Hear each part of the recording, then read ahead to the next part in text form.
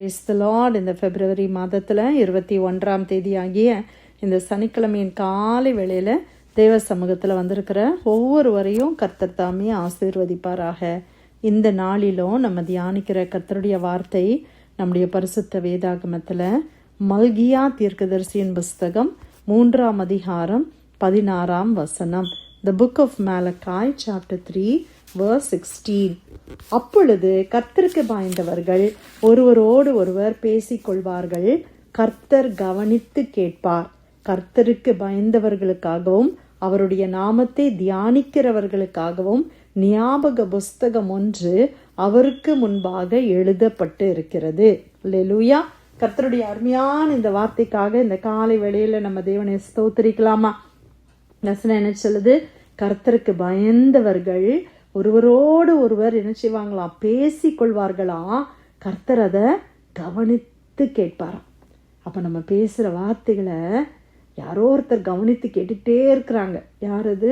ஆண்டவராகிய கர்த்தர். அப்போ நம்ம எவ்வளோ கவனமாக பேசணும்ல பிரியமானவர்களே. இந்த வசனம் நமக்கு ஒரு எச்சரிப்பின் வசனமாகவும் இருக்கிறது, ஆசீர்வாதத்தின் வார்த்தையாகவும் இதை நாம் எடுத்துக்கொள்ளலாம்.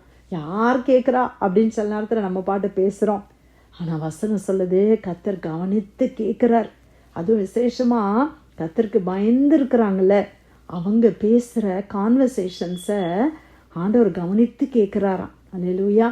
பிரியமானவர்களை அதை யோசித்து பார்த்தா நம்மளுக்கு எப்படி இருக்குல்ல, நம்ம ஒருத்தரோட ஒருத்தர் பேசுகிறது இல்லையா, அதெல்லாம் ஆண்டவர் கவனமாக கேட்குறார்.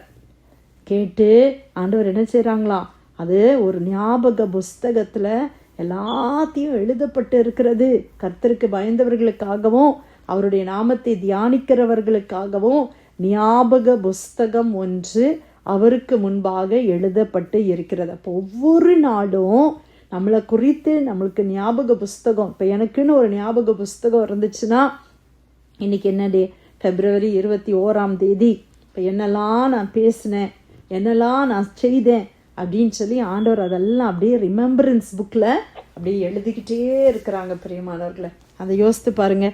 அப்போது நம்ம ஆண்டவர் நம்மளுடைய பார்க்குறாங்க, நம்மளுடைய எல்லாத்தையும் ஆண்டவர் கவனிக்கிறாங்கன்றதை நம்ம கேட்கும்போது நமக்கு தேவனுக்கு மறைவாக ஒன்றுமே இல்லை என்பதை நாம் அறிந்து கொள்ளுகிறோம்.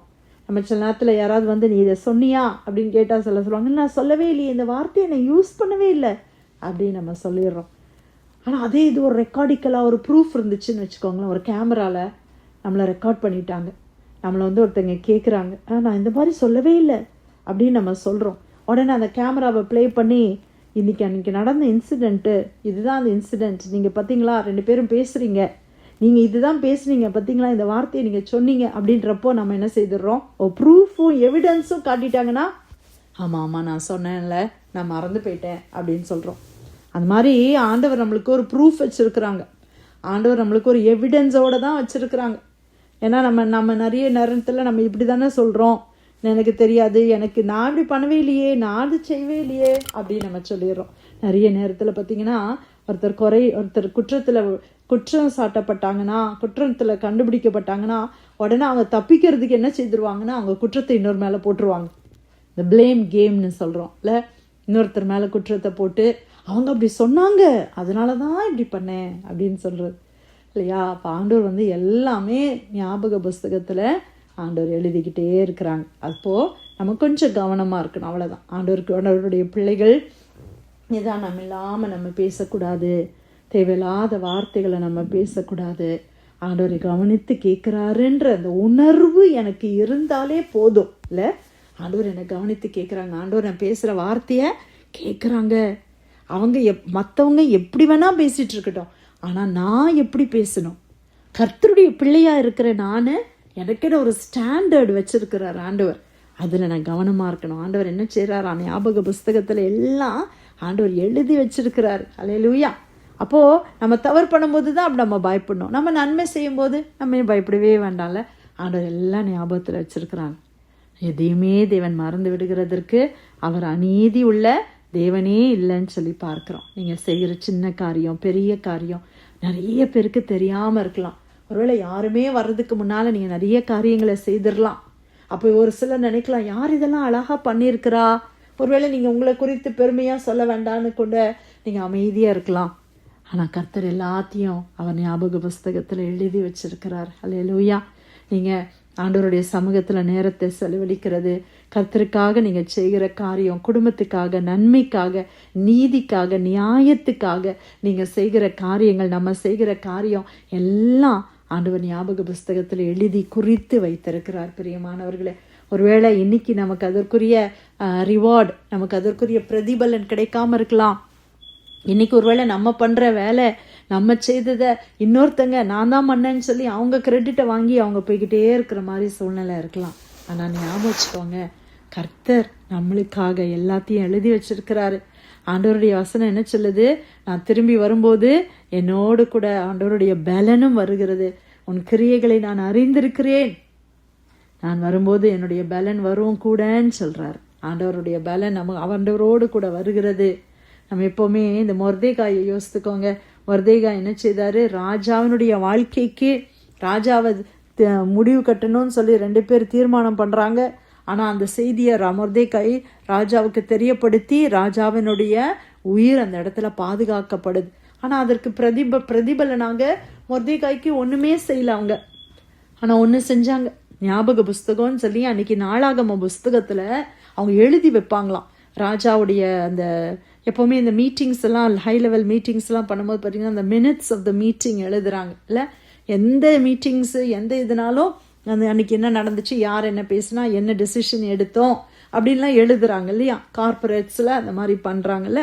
அதே போல் அந்த நாட்களில் ராஜாக்களுக்கும் ஒரு புஸ்தகம் இருந்துச்சு, அந்த புஸ்தகத்தில் எழுதி வச்சிருக்கிறாங்க. அப்போ பாருங்க, மொர்தேகாய் அதுக்கு பிரதிபலன் கிடைக்கலையே, நான் இவ்வளோ பெரிய காரியத்தை, ராஜாவுடைய வாழ்க்கையே நான் காப்பாற்றினேன், ஆனால் இந்த ராஜா என்னை கூப்பிட்டு ஒரு சின்ன ஒரு மாலை பண்ண ஒரு சின்ன ஒரு அப்ரிசியேஷன் கூட அவர் கொடுக்கலையே அப்படின்னு அவன் யோசித்திருக்கக்கூடும். ஆனால் அவர் அதை யோசிக்கல. அவர் பாட்டுக்கு அவருடைய வேலையை செய்துக்கிட்டே இருக்கிறார். ஆனால் ஒரு நாள் வந்தது, ஆண்டவர் இவ்வளோ அருமையாக அந்த ராஜாவுக்கு ஞாபகப்படுத்தி மொர்தேகாய் எப்படி ஹானர் பண்ணாங்க. அதுவும் யார் ஹானர் பண்ணா? ஆமான் அவரை கனப்படுத்தும்படி கர்த்தர் செய்தார். சில நேரத்தில் நம்மளை யாரும் பார்க்கலன்னு சொல்லி நீங்கள் சோர்ந்து போகாதீங்க. நீங்கள் நற்கரியைகளை நம்ம செய்து கொண்டே இருக்கலாம், யாருமே பார்க்கணும்னு அவசியம் இல்லை. ஏன்னா கர்த்தருடைய கண்கள் நம்மை பார்த்து கொண்டே இருக்கிறது. உங்களுடைய பிரயாசங்களை எல்லாம் கர்த்தர் பார்க்கிறார். உங்களுக்கு கொஞ்சம் பலன் இருந்தால் கூட நீங்கள் எவ்வளோ பிரயாசப்படுறீங்க அப்படின்றத கர்த்தர் பார்க்குறார். யாருடைய கண்ணுக்கு முன்னாலேயும் இல்லை பிரியமானவர்களை, யாரும் நம்மளை அப்ரிஷியேட் பண்ணணுன்னே இல்லை. ஆண்டவர் நமக்காக ஞாபக புஸ்தகத்தில் எல்லாம் எழுதி வச்சிருக்கிறாங்க. ஆண்டவர் அதற்குரிய ரிவார்டை அவரை நம்ம பார்க்கும்போது நாம் பெற்றுக்கொள்வோம். ஆமேன். அதை யோசிக்கும் போது நமக்கு எவ்வளோ ஒரு சந்தோஷமாக இருக்குல்ல. அதனால நம்ம யாரும் சோர்ந்து போகக்கூடாது. நன்மை செய்கிறதுல சோர்ந்தே போகாதீங்க. நம்ம நன்மை செய்கிறோம், நமக்கு இடத்துல நன்மையை வாங்கினவங்க நம்மளுக்கு துரோகம் செய்யலாம், நம்மளை குறித்து அவதூறாக பேசலாம், அதை பற்றி கவலைப்படாதீங்க. சரி, அவங்க தான் அப்படின்னு விட்டுருங்க, இன்னொருத்தருக்கு நன்மை செய்யுங்க இல்லை. அதுக்காக வேண்டி ஐயோ இனிமேல் நான் அந்த நன்மையை செய்ய மாட்டேன்ப்பா, இப்படி பேசுகிறாங்களே, இனிமேல் நான் ஏன் இதை செய்யணும், நன்மை செய்ய மாட்டேன் அப்படின்னு சொல்கிறத விட, சரி இந்த பர்சன் அப்படி, அவங்களுக்கு அவ்வளோதான் தெரியுது, அவங்களுக்கு அவ்வளோதான் நன்றி இருக்குது அப்படின்னு நம்ம விட்டுட்டு நம்ம என்ன பண்ணலாம், சரி இன்னொரு இடத்துக்கு நான் ஹெல்ப் பண்ணுறேன் அப்படின்னு சொல்லிட்டு நம்ம அட்டென்ஷனை நம்ம டைவர்ட் பண்ணிக்க வேண்டிதான். ஏன்னா இன்னைக்கு உலகத்தில் எல்லா ஜனங்களும் வித்தியாசமாக தானே இருக்கிறாங்க. அப்போ நம்மளுடைய நன்மையை நம்ம குறைச்சிக்கொள்ள வேண்டாம். நம்ம நேச்சரை ஏன் அவங்களுக்காக நம்ம குறைச்சிக்கொள்ளணும்? இன்னும் என்னுடைய ஸ்டாண்டர்டில் நான் என்ன செய்ய முடியுமோ நீங்கள் செய்துக்கிட்டே இருங்க. கர்த்தர் அதெல்லாம் பார்க்குறார். ஹல்லேலூயா. அதற்குரிய பிரதிபலன், உங்களுக்குரிய பிரதிபலனை நிச்சயமாய் நாம் பெற்றுக்கொள்வோம். ஹல்லேலூயா. மல்கியா 3ஆம் அதிகாரம் 16ஆம் வசனம். அப்பொழுது கர்த்தருக்கு பயந்தவர்கள் ஒருவரோடு ஒருவர் பேசிக்கொள்வார்கள், கர்த்தர் கவனித்து கேட்பார். கர்த்தருக்கு பயந்தவர்களுக்காகவும் அவருடைய நாமத்தை தியானிக்கிறவர்களுக்காகவும் ஞாபக புஸ்தகம் ஒன்று அவருக்கு முன்பாக எழுதப்பட்டு இருக்கிறது. தேவன் கொடுத்த வார்த்தைக்காக நன்றி செலுத்தி யாராவது நம்ம ஜெபிக்கலாமா?